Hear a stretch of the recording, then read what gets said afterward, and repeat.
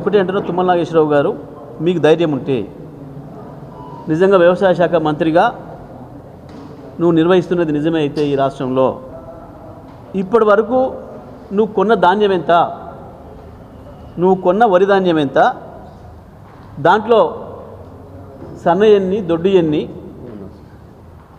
నువ్వు మొత్తం కొన్న ధాన్యానికి చెల్లించిన డబ్బులెన్ని, రైతాంగానికి బోనస్ రూపంలో చెల్లించిన డబ్బులెన్ని లెక్క చెప్పు అని అడుగుతున్నా. గంతే, ఇంకెక్కువ అడుగుతలేను నేను. వాస్తవానికి అది ఒక చిన్న అధికారి చెప్పాల్సింది, కానీ అధికారులు భయపడుతున్నారు. సివిల్ సప్లైస్ సెక్రటరీ రోజు చెప్పాలి.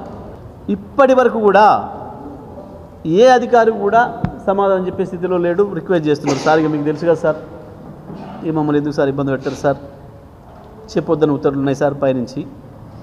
కోతలు కోసిండ్రు ఉత్తమ్ కుమార్ రెడ్డి, తుమ్మల నాగేశ్వరరావు, ఉత్తర కుమార్ కోతలు కోసిండ్రు. 1,53,00,000 పంట పండింది. నువ్వు కొనదంతా చెప్పు, దాన్ని బట్టే చూద్దాం నీ పని విధానం. గది చెప్పే సోయి లేదు. ఇక ఆయన ఎవరిని ఏ ముఖం పెట్టుకోవాలని అడుగుతున్నాడు.